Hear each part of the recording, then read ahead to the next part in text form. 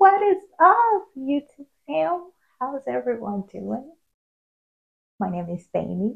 I am an artist, so I love to make wall sculptures and document my process, share art inspiration videos and tutorials for you. If you're new here, welcome to my channel. If you're not, welcome back. If you're not subscribed, I hope that you will subscribe, join the community, and support the work that I do. Today, I have another really exciting 3D art sculpture video for you.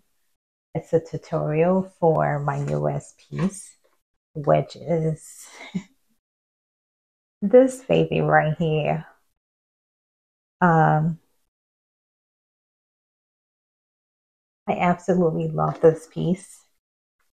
It's unlike my more recent works. This isn't painted at all, so exactly the rawness of the plaster mixture. I like to do that with some of my pieces, and I feel as though this is one of those sculptures that requires that of me, and so I am keeping it as is. I really love the shape, so I had this idea that I could also maybe use this piece as a sculpture, as a wall, as a work of art, and also see if I can use the divots for lighting. And so, if you're interested to see what that looks like, definitely stick around. If you're ready to see my tutorial, my process for how I was able to make this plaster sculpture, let's get into it.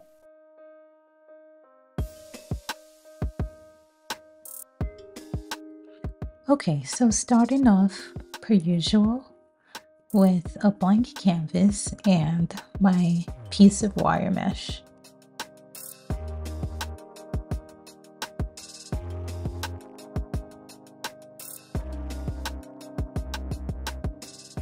I find it easiest to work from the back. Begin to staple at least 1 to 2 sides of the wire mesh to the canvas so that I have a foundation to work with.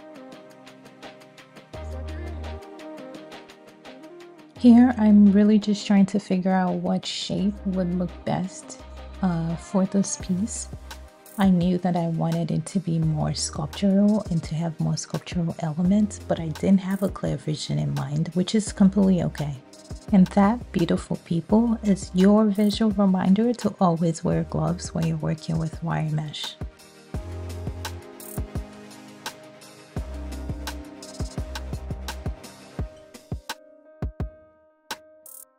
Once I decide on a direction or shape, then I start to work in sections by stapling the wire mesh to the canvas or going in with the hot glue gun. But it really is best to work in sections because sometimes whatever shape you thought you liked at the beginning, you may not like as you proceed. And so I really do emphasize working slowly.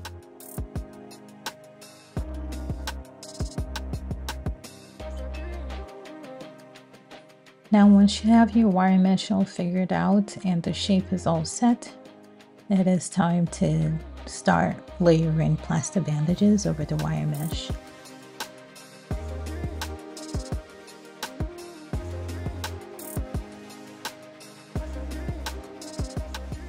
Aside from sanding, this is probably the messiest part of the process, so it's always handy to have a rag with you.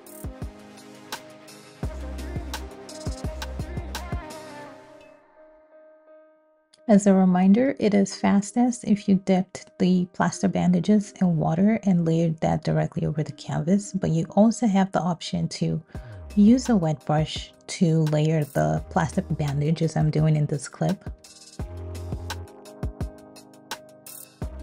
This is crucial. You cannot pour your plaster waste down the drain. I am thinking about a separate video just to show you my process, or at least address how I do it. So stay tuned for that.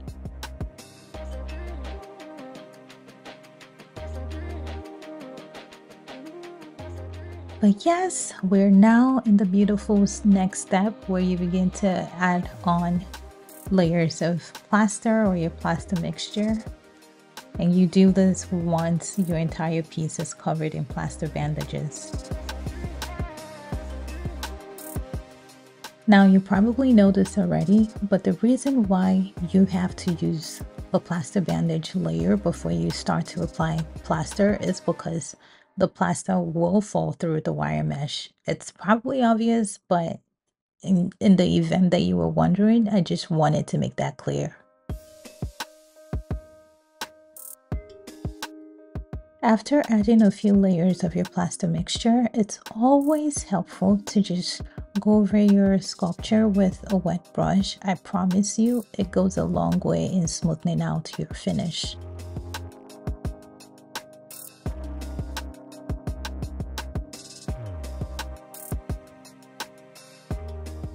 If you're making pieces for sale, it's always a good idea to try to be as neat as possible, and that is the idea behind using parchment paper or foil to cover the canvas when I'm working on the back. It just keeps things neat.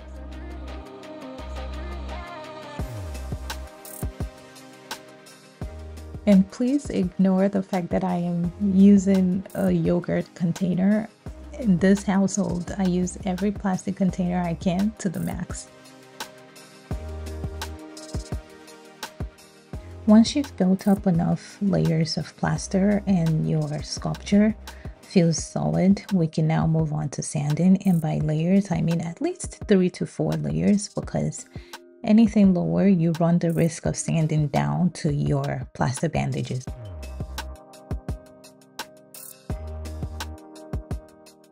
When I am looking to get a really smooth finish, I do have multiple sanding sessions, after which I go on and layer more layers of plaster, but I don't always film that for you guys because then we'll end up with 2 hours of footage.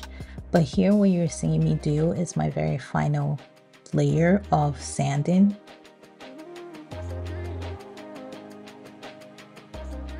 Don't forget to wear a mask. A respirator mask is a must-have. Here I'm wearing a cloth mask because I'm just going over the finish.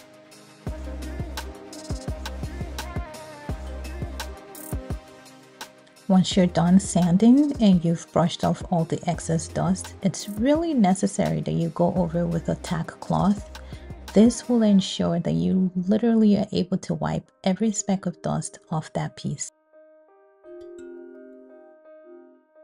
Since I am not painting this piece, I can go on straight to varnishing, and this ensures that I am able to seal for longevity. As a reminder, you can check the description box for links. This is the final look. I completely love it. I'm very happy with it. I have been thinking about incorporating sort of lighting with my sculptures, and this was a good trial. So what I did was nothing fancy. I put in some mini puck lights to see how it would look, and I think going forward this is an idea I want to explore further, so stay tuned for that.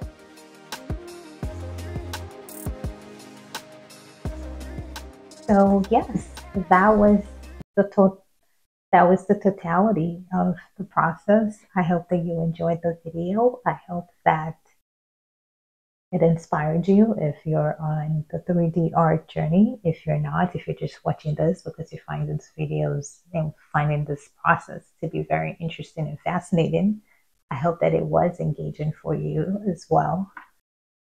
If you haven't subscribed, I hope that you will with this reminder. I thank you in advance. Before I forget, this piece is available for sale on my website or my Etsy store. Bonus points if you go to my website, since you can sign up for 10% off your first purchase, which is something that's available to you. The links will be available in the description box, so do not hesitate to check there.